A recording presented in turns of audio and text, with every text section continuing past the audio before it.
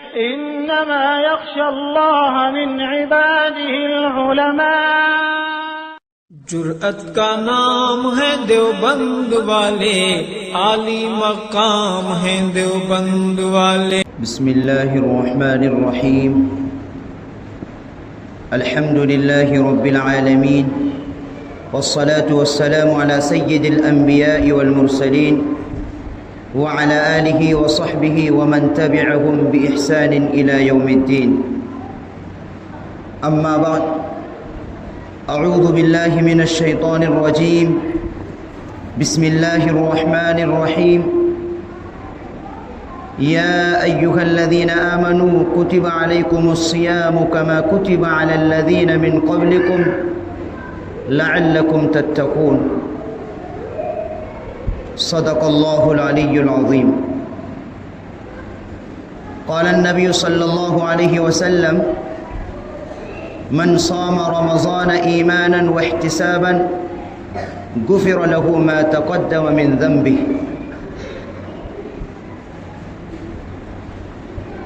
آج شعبان کی 29 تاریخ ہے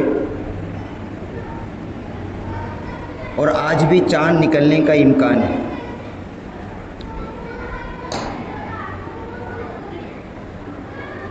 رمضان المبارک کا مہینہ یہ تمام مہینوں کی سردار ہے۔ یہ آج جمعے کا دن، یہ ہفتوں کی سردار ہے۔ ایک روایت کے اندر آتا ہے سید الایام یوم الجمعہ، کہ ہفتے کے اندر 7 دن ہوتے ہیں، ان 7 دنوں کے اندر جمعے کا دن سب سے زیادہ عظمت والا دن ہے، اس کو باقی ایام پر فوقیت حاصل ہے۔ لیکن جمعے کے دن کے متعلق اکثر مسلمان اس کی برکتوں سے، اس کی فضیلتوں سے ناواقف ہیں، کہ جمعے کا دن ہماری ہفتوں کی عید بھی کہلاتی ہے، اور اولیاء کرام جمعے کے دن سے ڈرا کرتے تھے۔ کیوں؟ اس لیے کہ جمعے کا جب قیامت قائم ہوگی وہ دن جمعے کا دن ہوگا۔ تو اس منظر کو یاد کر کے جمعے کے دن سے بہت رویا کرتے ہیں، کیونکہ جو نیک بندے ہوتے ہیں ان کے اندر اللہ کا ڈر اور آخرت کا خوف غالب رہتا ہے۔ دنیا سے زیادہ ان کو آخرت کی فکر ہوتی ہے، اللہ کے سامنے پیشی کی فکر ہوتی ہے۔ تو ان کے نزدیک جسے ہم شریعت کے حکم کو معمولی سمجھتے ہیں، لیکن جو نیک بندے اور بندیاں ہوتی ہیں ان کے نزدیک وہ حکم بڑی اہمیت کا حامل ہوتا ہے۔ تو یہ جمعے کا دن معمولی دن نہیں، اس کی ہمیں قدر کرنی چاہیے، اور اس کے اندر جو اللہ تبارک و تعالیٰ نے جو ایک مخصوص وقت رکھا ہے اس سے فائدہ اٹھانا چاہیے۔ جمعے کے دن کے متعلق روایتوں کے اندر آتا ہے کہ ایک ایسی گھڑی ہے جو قبولیت کا ہے، اس میں جو مرد یا عورت اگر کوئی دعا اللہ تبارک و تعالیٰ سے مانگے، بشرطے کہ وہ کسی ناجائز امر کی دعا نہ ہو، تو دعا ضرور قبول ہوتی۔ اس میں علماء کی مختلف رائے ہیں۔ ایک رائے تو یہ ہے کہ جمعے کا دن سحر کا وقت جو ہوتا ہے یہ قبولیت کا وقت، تو سحر کا وقت یعنی تہجد کا وقت وہ تو روزانہ قبولیت کا وقت ہے ہی، لیکن جمعے کے دن اس کی فضیلت بڑھ جاتی ہے۔ دوسرا قول یہ ہے کہ جو عربی خطبہ ہوتا ہے، ایک تو عربی خطبہ سے پہلے جو بیان ہو رہا ہے اس کو بھی لوگ خطبہ بولتے ہیں، ایک عربی خطبہ ہوتا ہے، اور اس میں 2 خطبے ہوتے ہیں۔ 2 خطبوں کے درمیان جب امام بیٹھتا ہے اس درمیان جو دعا کی جاتی ہے وہ دعا قبول ہوتی ہے، کہ وہ وقت قبولیت کی گھڑی کا وقت ہے۔ تیسرا قول علماء نے یہ لکھا ہے کہ جمعے کا دن عصر اور مغرب کے درمیان کا وقت یہ قبولیت کا وقت ہے، یہ 3 اقوال ہیں جو کتابوں کے اندر درج ہیں، اور ہم نے کئی بزرگوں کو دیکھا ہے وہ تو روزانہ عصر اور مغرب کے درمیان کا وقت اللہ کی عبادت میں لگاتے تھے، لیکن خاص طور سے جمعے کا دن اس کا بہت اہتمام ہوتا ہے۔ اور وہ مشہور حدیث ہے کہ جو مرد یا عورت عصر کی نماز ادا کرنے کے بعد اپنی جگہ سے اٹھنے سے پہلے اس درود شریف کو پڑھے، اللہم صلی علی محمد النبی الامی وعلی آلہ وسلم تسلیما، تو اس کے 80 سال کے گناہ معاف کرنے کا وعدہ کیا گیا ہے، اور اس کے نامہ اعمال میں 80 سال کے عبادت کا ثواب بھی لکھنے کا وعدہ کیا گیا۔ اندازہ لگائیے اللہ تبارک و تعالی اپنے بندوں پر کتنا کرم کہ تھوڑی سی محنت پر 80 سال کے گناہ معاف اور 80 سال کی عبادت بھی ہمارے نام اعمال میں لکھے جائیں گے۔ دونوں باتیں ایک منقول ہیں۔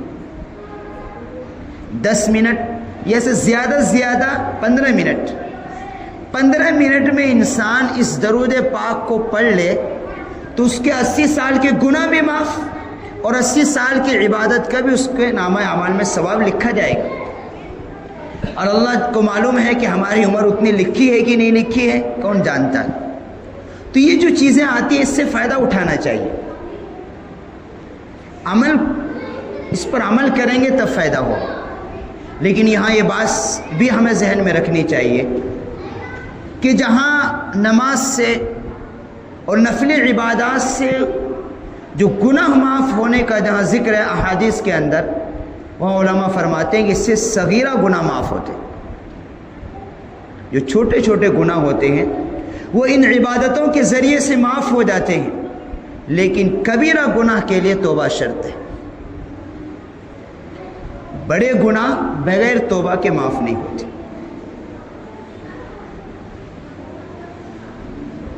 تو ہمیں کرنا چاہیے عصر کی نماز جمعے کے دن عصر کے بعد اس درود پاک کو یاد کر لے اور پڑھنا چاہیے کہ 80 مرتبہ اگر آپ پڑھیں گے تو انشاءاللہ 80 سال کے گناہ بھی معاف اور 80 سال کی عبادت کا بھی ثواب۔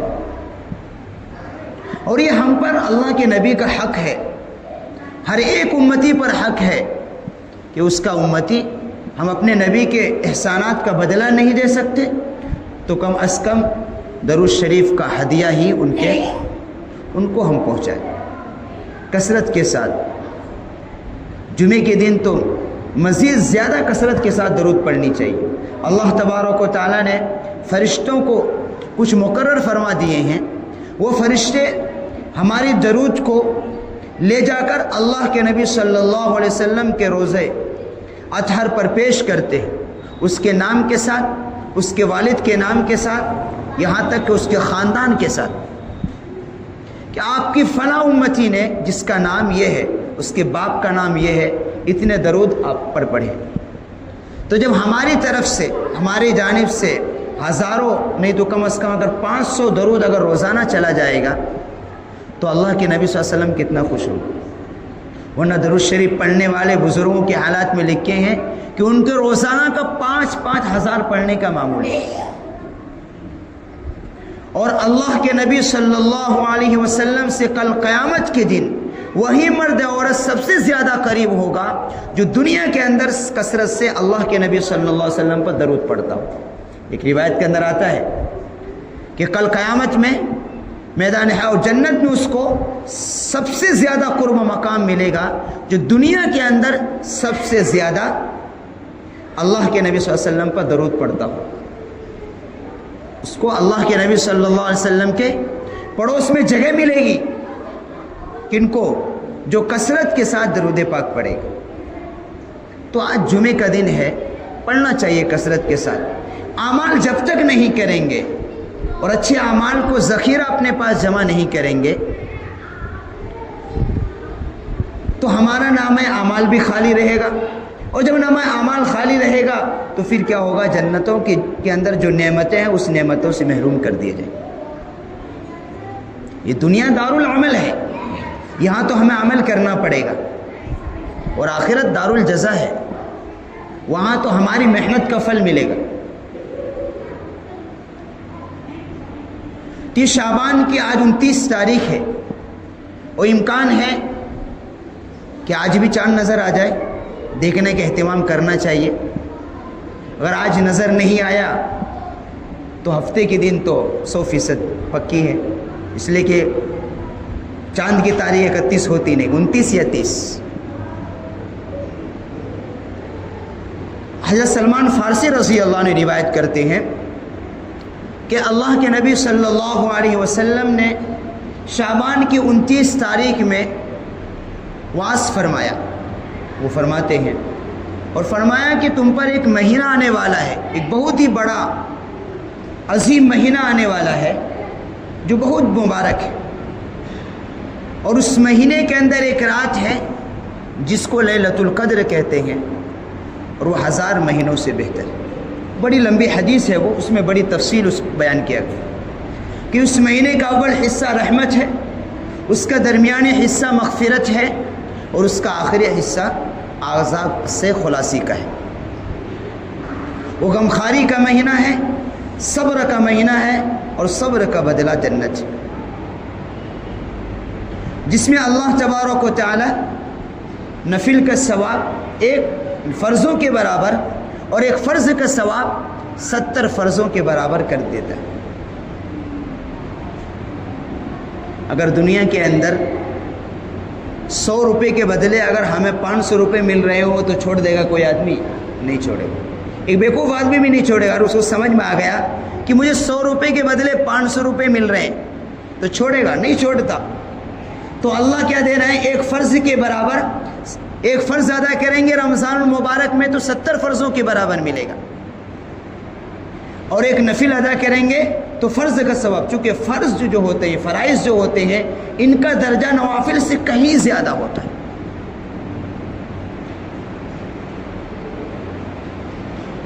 اور ہر نفلی عبادت اسی طرح اس میں ہر فرائض جو بھی رمضان تو آنے والا جو مہینہ ہے تو اس کی یہاں تک کہ اللہ کے نبی صلی اللہ علیہ وسلم تو جب رجب کا چاند دیکھ لیتے تھے جبھی سے اس کی تیاری شروع فرما دیا کرتے تھے اور دعا کیا کرتے تھے، اللہم بارک لنا فی رجب و شعبان وبلغنا رمضان۔ وہ ایک پیغام تھا کہ اس مبارک مہینہ آنے سے پہلے اس کی مکمل تیاری کر لو۔ اس کی مکمل تیاری کیا ہے کہ انسان رمضان المبارک کی جتنی ضرورتیں ہیں رمضان المبارک کی چاند نظر آنے سے پہلے اس کی تکمیل کر لے۔ کہ میں نہیں، ہمارے بہت سے علماء نے لکھا ہے اور ہمارے بزرگوں کا یہ طریقہ رہا ہے۔ ایک اللہ والوں کے حالات لکھے ہیں، بتاؤ ان کی کیا کیفیت ہوگی۔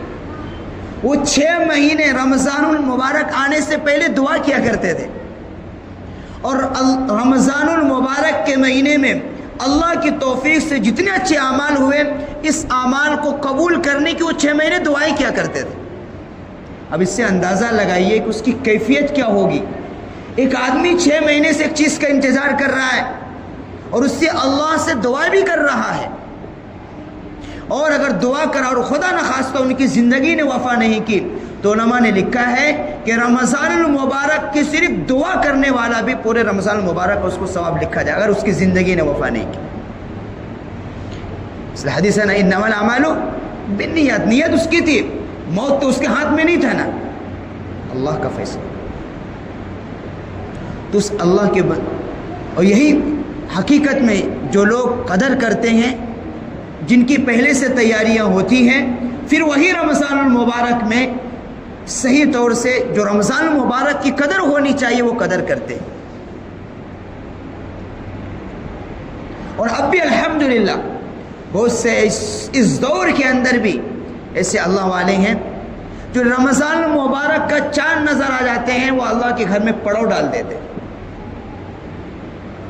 اور جب تک عید کا چاند نظر نہیں آتے اللہ کے گھر کو نہیں چھوڑتے۔ جب ہم پڑھتے تھے دارالعلوم دیوبند کے اندر ہم نے کئی رمضان میں دیکھا، کئی بزرگوں کو سہارنپور کے اندر دیکھا، رمضان المبارک کے چاند آیا نظر آنے سے پہلے مسجد کے اندر آ جاتے، اور ہر عشرے کا، پہلا عشرے کا اعتکاف کی نیت کرتے تھے، پھر دوسرے کا، پھر تیسرے کا، جب تک عید کا چاند نظر نہیں آتا تھا اللہ کے گھر کو در کو نہیں چھوڑتے۔ تو ظاہر سی بات ہے جب انسان اللہ کے گھر میں آ گیا تو عبادت کے علاوہ تو کچھ، اس کا تو سونا بھی عبادت، اس کا کھانا بھی عبادت۔ معتکف اور پورا 24 گھنٹہ اعمال سے پر رہتا ہے، فلاں وقت میں ذکر ہو رہا ہے، فلاں وقت میں تعلیم ہو رہی ہے، فلاں وقت میں واعظ و نصیحت ہو رہی ہے۔ اور ہم لوگ تو تراویح کی نماز ذرا سے لیٹ ہو گئی تو اون کرنے لگتے ہیں، 3 گھنٹے تراویح کی نماز میں کھڑے رہتے ہیں، بوڑھے آدمی 3 گھنٹے۔ اور جہاں تھوڑا سا اگر امام صاحب نے لیٹ کر دیا کہ آجی پیر میں درد ہو رہا نا، یہ نہیں دیکھتے کہ سال میں صرف ایک مرتبہ اگر ذرا سی مشقت ہوگی، اگر اس کو برداشت کر لیں گے تو اللہ کا طرف سے اجر کا وعدہ ہے۔ تراویح کی نماز صرف ایک سجدے پر 1500 نیکیاں ملتی ہیں۔ 20 سجدے کریں گے تو کتنے ہوئے؟ 20 رکعت میں 40 سجدے ہوئے نا، 1500 کو ضرب دو، 60,000 نیکیاں ملیں گی صرف سجدے کی وجہ سے۔ قرآن ہم نے الگ سنا، اس کا ثواب الگ ہے۔ تو نیکیوں کا ذخیرہ ہمارے نامہ اعمال میں بڑھ رہا ہے۔ تو رمضان المبارک کا مہینہ نیکیوں کے انبار ذخیرہ کرنے کا مہینہ آ رہا ہے کہ اور اس امت کو یہ ملا ہے۔ پہلی امتوں میں روزے فرض تھے، ہر امت کو ملی ہے، لیکن پورا مہینہ نہیں ملا کسی میں عاشورہ کا روزہ فرض تھا، لیکن اس امت کو جہاں بہت ساری خصوصیات ملی ہے اس میں سے رمضان المبارک کا مہینہ بھی ہے، اور فرض کر دیا گیا ہے۔ اور جو مرد یا عورت یقیناً اس مبارک مہینے کی قدر کرے گا تو اس کی مغفرت پکی، وہ ایسا ہوگا جیسا آج ہی اس کی ماں نے دنیا کے جنا ہے۔ پورے رمضان آپ فضیلت پر سنتے رہیں گے، تو ہمیں آنے والے مہینے کی پوری تیاری اگر پہلے سے کر لی تو اللہ کا شکر ہے، نہیں تو ہمیں تیاری اس لیے کہ اگر ہم رمضان المبارک میں اور صرف ان کے انتظامات میں لگیں گے تو جو عبادت ہمیں کرنی چاہیے تو وہ رہ جائے گی۔ دونوں چیز ایک ساتھ نہیں چل سکتی، یا تو یہ ادھر کا ہوگا یہ چھوٹ جائے گی۔ اس لیے ہمارے بزرگوں نے ترتیب بنائی ہے، وہ اس کی ترغیب دیا کرتے ہیں کہ رمضان المبارک کی تیاری اس سے پہلے ہو جائے، تاکہ صرف رمضان المبارک کا مہینہ صرف اور صرف اللہ کی عبادت کے لیے ہو۔ اور حقیقت میں یہ ہے بھی اسی لیے، رمضان کا مہینہ صرف اور صرف اللہ کی عبادت کے لیے۔ ہم نے 11 مہینے دنیا کما لی ہے، یہ مہینہ دنیا کمانے کا نہیں ہے، یہ مہینہ ہے نیکی کمانے کا ہے۔ نیکیوں کا موسم آ رہا ہے، اپنی جنت کو سجانے کا مہینہ آ رہا ہے، اللہ کی رحمت لوٹنے کا مہینہ آ رہا ہے، اپنے نامہ اعمال سے گناہوں کو مٹانے کا مہینہ آ رہا ہے۔ ان فکروں کے ساتھ، ان تڑف کے ساتھ اگر ہم رمضان المبارک میں عبادت کریں گے تو انشاءاللہ عبادت بھی جم کر کریں گے، کہ سال میں ایک مرتبہ آتا ہے، اگلا رمضان شاید ہمیں نصیب ہو یا نہ ہو، اسی کی قدر کر لیں گے جو آ رہا ہے، کسی کو نہیں معلوم زندگی کا۔ اور حقیقی معنوں میں اگر ہم نے جتنے روزے 30 کے 30 روزے رکھے، 29 ہوئے تو 29 مکمل روزے رکھے اور تراویح کی نمازیں بھی پڑھی تو انشاءاللہ اللہ کی طرف سے اس کو پروانے ملیں گے رضا کے۔ روزہ ایک ایسی عبادت ہے کہ اللہ حدیث کے اندر آتا ہے کہ ساری عبادتوں کا ثواب ملے گا، لیکن نمازوں کا جو ایمان کے بعد سب سے اہم عبادت نماز ہے، لیکن اس کا بھی ثواب اللہ نہیں دیں گے، فرشتوں کے ذریعے سے دیا جائے گا۔ زکوٰۃ کا ثواب بھی فرشتوں کے ذریعے سے دیا جائے گا، اور دوسری جو نوافل عبادت ہے جتنی، وہ سب کا ثواب ملے گا، لیکن وہ فرشتوں کے ذریعے سے دیا جائے گا۔ اللہ کیا کہتا ہے؟ روزہ میرے لیے ہے اور میں اس کا اجر دوں گا۔ علماء اس کی تشریح کرتے ہیں کہ اللہ کہتا ہے میں اسے خود یعنی اللہ اس کا بن جاتا ہے، اور جس کا اللہ بن جائے، ساری زمین و آسمان کا مالک وہی ہے۔ جس کو اللہ مل گئے اس کو کسی چیز کی ضرورت ہے۔ اس پر ایک واقعہ یاد آتا ہے کہ ہارون رشید کی ایک باندی تھی اور ان کی 2 بیویاں تھیں، لیکن عجیب بات، باندی تھی کالی، لیکن ہارون رشید کا دل باندی کی طرف زیادہ مائل تھا، تو بیویوں کے گوارا نہیں ہوئی۔ بیویاں کیسے گوارا کرے؟ وہ تو باندی ہے، میں ایک بادشاہ کی بیوی ہوں، لیکن بادشاہ کا جو ہے میلان جو ہے باندی کی طرف ہے۔ تو بادشاہ نے پرکھ لیا، بھانپ لیا بیویوں کے مزاج کو۔ تو ایک دن بادشاہ گھر کو آیا، بلکہ اپنے شاہی محل میں بیٹھا اور اعلان کر دیا کہ میں آج اچھے موڈ میں ہوں، جو جس چیز پر ہاتھ رکھ دو گے میں اس کے لیے وہی اعلان کر دوں گا، وہ چیز اس کا ہے۔ بادشاہ ہے، سونے جواہرات رکھے ہوئے، قیمتی جوڑے رکھے ہوئے ہیں، شاہی محل ہے، اور اعلان کر دیا جس پر جو ہاتھ رکھ دے گا میں اس کے لیے وہی کر دوں گا، وہ چیز اسی کا ہے۔ اعلان کرتے تھا، جو 2 بیویاں تھیں، کسی نے جا کر تو قیمتی جوڑے پر رکھے، کسی نے جا کر سونے چاندی پر ہاتھ رکھا۔ یہ جو باندھی تھی یہ کھڑی رہی۔ تو بادشاہ نے پوچھا کہ تو کیوں کھڑی رہی؟ تمہیں یہ سونے جواہرات تم نے ان کو کیوں نہیں لیے؟ تو سیدھا وہ آتی ہے اور بادشاہ کے کندھے پر ہاتھ رکھتی ہے کہ مجھے ان کی ضرورت نہیں ہے، مجھے آپ کی ضرورت ہے، مجھے آپ مل گئے تو یہ سب چیز آپ کا ہے، یہ میرا ہو جائے گا، اگر آپ نہیں ملے تو یہ سونے چاندی کچھ بھی نہیں ہے میرا۔ تو پھر بیویوں کی طرف کہا کہ یہ وجہ ہے میرے میلان کی، یہ عقل مند تھی، دراصل کیا ہے؟ اسی طرح کہتے ہیں اللہ، جو بندہ اللہ کو راضی کر لیتا ہے، اور اللہ جو جس کا ہو گیا جنت اس کی ہو گئی۔ جنت کا مالک کون ہے؟ اللہ ہے، اور اللہ جس کا ہو گیا جنت اس کی ہو گئی۔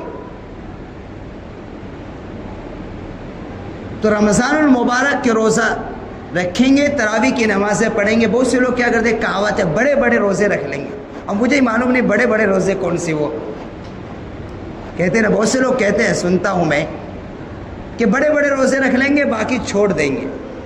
اب بڑے بڑے روزے کون سے وہ پتہ نہیں، بڑے نہیں، بڑے بھی رکھنے ہیں چھوٹے بھی رکھنے ہیں، بلکہ سب روزے کے بڑھیں گے، اللہ کا حکم کوئی چھوٹا نہیں۔ کرتے ہیں بہت سے لوگ، نہیں کرنا۔ اب اللہ نے پورا مہینہ، پورے 11 دن، 11 مہینے ہمیں دے دیے تھے نجاز، دن میں بھی کھاؤ، رات میں بھی کھاؤ، صبح میں بھی کھاؤ، دوپہر جب چاہے جب بھوک لگے کھاؤ، اجازت ہے۔ لیکن صرف 1 مہینہ، اور اس پر بہت بڑا اجر دینے کا وعدہ کیا ہے۔ اللہ کو ہمیں بھوکا رکھ کر کوئی فائدہ نہیں، یہ ہمارے فائدے۔ اور اب تو بڑے بڑے ماہر ڈاکٹر کہہ رہے ہیں، آپ پوچھیں گے ان سے، کہتا ہے یہ روزہ صحت کے لیے بھی فائدہ مند ہے۔ اب ماہر ڈاکٹر سے پوچھئے، وہ بتائے گا، اب ان کا ریسرچ ہے، لیکن اللہ یہ حکم پہلے آ چکا تھا۔ یہ ہمارے جسم کے لیے بھی فائدہ مند ہے۔ ایک چھوٹی سی سمجھنے کی بات ہے کہ معدہ جو ہے یہ اس کی کیپیسٹی ہے، 11 مہینے جب یہ یوز ہوتا رہا تو عام طور پر اس کے اندر جو ہضم کرنے کی صلاحیت ہے وہ کیا ہوتا ہے؟ کم ہو جاتا ہے۔ ایک مثال کے طور پر گاڑی ہے، اس کو چلاتے رہو، سروسنگ مت کراؤ، تو کیا وہ گاڑی بھاگے گی تیز؟ کچھ دن کے بعد وہ اسپیڈ کم کر دیتی ہے، ایسا ہے نا۔ اگر گاڑی کی آپ سروسنگ نہیں کرائیں گے تو کیا ہوگا؟ وہ پھر کام نہیں کرتا جس درجے کا کام کر رہے ہیں۔ اسی طرح یہ ہمارا معدہ یہ پورے جب بدن کے اندر سپلائی کرتا ہے، اس کی سروسنگ یہ رمضان کا مہینہ ہے کہ چند گھنٹوں کے صرف بھوک اور پیاس کو برداشت کر کے اس کے اندر اس کی سروسنگ ہوتی ہے۔ پھر جب انسان کھانا کھاتا ہے تو اس کے اندر ہضم کرنے کی زیادہ قوت پیدا پہلے سے۔ اب اس کو ڈالتے رہو تو ظاہر سے وہ اس کی کیپیسٹی ہے، اس سے باہر جائے گا تو یہ بھی کام کرنا ہو۔ اسی لیے آج کل کیا ہو رہا ہے، معدہ انسان کا وقت جانے سے پہلے ایکسپائر کر دے رہا ہے۔ کتنے لوگ مریض ہیں جو ہو گئے، اس کی وجہ کہ اس کے لمٹ سے زیادہ جب اسے ملے گا۔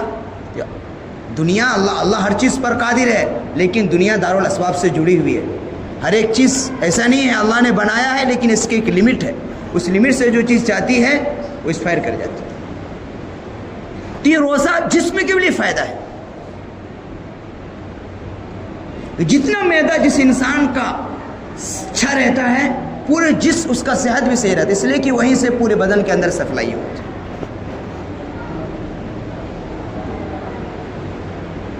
تو انشاءاللہ رمضان کا مہینہ آ رہا ہے، ہم عہد کریں کہ روزہ رکھنا ہے، تو یہ فرض ہے، کوئی معمولی حکم نہیں۔ اور بہت سے لوگ اللہ حفاظت فرمائے کچھ ایسے نادان ہیں جو ایسے الفاظ کہتے ہیں کہ ایسے الفاظ کو علماء نے کفر کہا ہے، کہتے ہیں روزہ وہ رکھے جس کے گھر میں کھانے کا نہیں، نعوذ باللہ۔ یہ اللہ کے حکم کی توہین ہے، بچنا چاہیے، اللہ سے ڈرنا چاہیے ایسے الفاظ نکالنے۔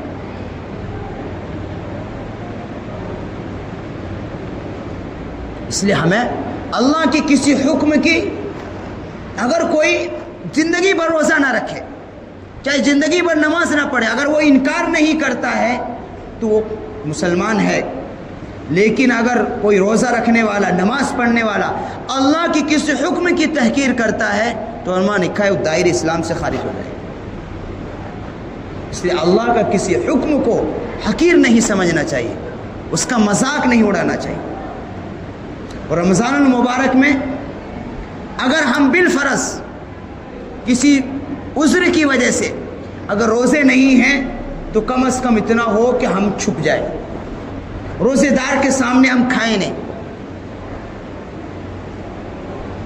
لیکن یہ کس کے لیے ہے؟ جس کے پاس طاقت بھی نہیں ہے، لیکن جس کو اللہ نے صلاحیت دی ہے، صحت اچھی ہے، اس کے لیے روزہ رکھے بغیر چارہ نہیں۔ اور بڑے بڑے نہیں، بڑے بھی رکھنے ہیں اور پورے رکھنے ہیں۔ اور تراویح کی نماز میں اب کیا کریں گے لوگ؟ ماشاءاللہ ایک ہفتہ اتنا شوق دکھاتے ہیں کہ مسجد میں بھی صف لگانے میں دقت ہو جاتی ہے، اور جو ہی 3-4 ہفتہ ہوتا ہے دھیرے دھیرے گھٹتے ہیں تو پتہ چلے ایک ہی بار ختم، اب پھر صرف ایک صف رہ جاتی، وہ بھی مشکل سے۔ یہ ہمارا حال ہے۔ رمضان میں آپ دیکھیں گے شروع میں شوق میں آ جاتے، شوق کا نام دین نہیں ہے، شوق پورا کرنے کا نام دین نہیں ہے۔